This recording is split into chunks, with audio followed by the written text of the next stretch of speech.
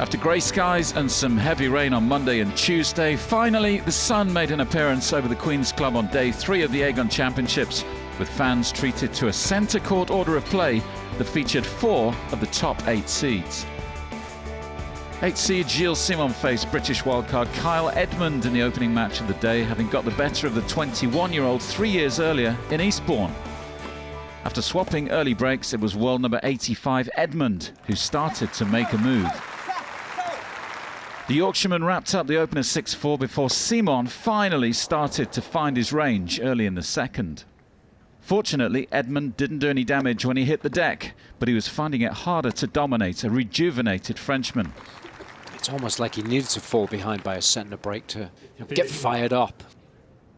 Simon went on to take the second set 6-3, but after a short rain break with Edmund leading 2-1 in the decider, the Briton took his game to another level.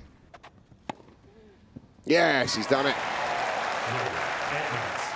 He raced through the last few games and after an hour and 42 minutes stood at match point.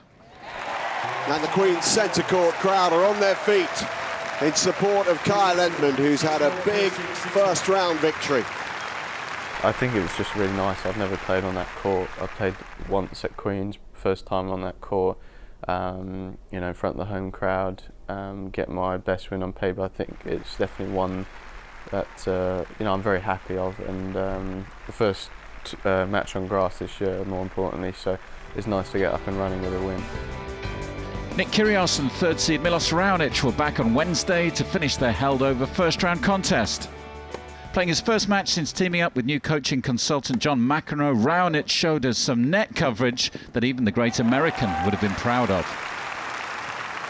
A Kyrgios double fault handed Raonic a decisive break in the 9th game, and after recovering from 15-40 when he served for it, the Canadian found himself at match point. To battle hard yesterday when he found himself a set down. Well, they got it done in the end. In the final first-round match to be completed, Juan Martín del Potro into the Queen's draw on a protected ranking took on 7th seed John Isner, and chances to break were few and far between during a competitive opening 8 games.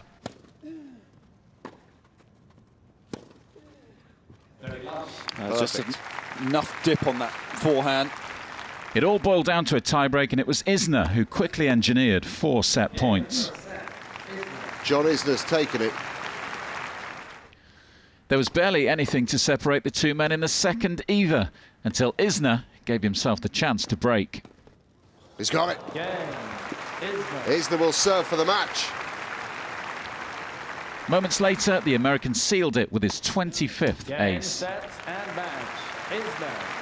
And John Isner takes his place in the next round, defeating Juan Martín del Potro for only the second time.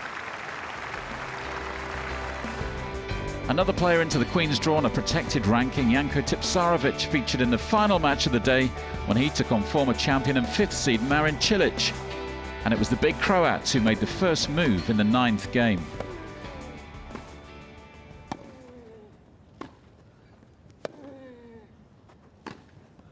It's big. And if you give him time to get set, he can hurt you off both ways. Always dangerous when he's on the attack, Cilic struck midway through the second. Oh, that's a fine shot. Side door. A double break moments later put Cilic within touching distance of the last 8. It's over. Cilic is through to face Steve Johnson in the quarterfinals. The Andy Murray fans will be out in force on Thursday when he takes on fellow Briton Aliash Bedene, one of 6 second-round matches scheduled for day 4.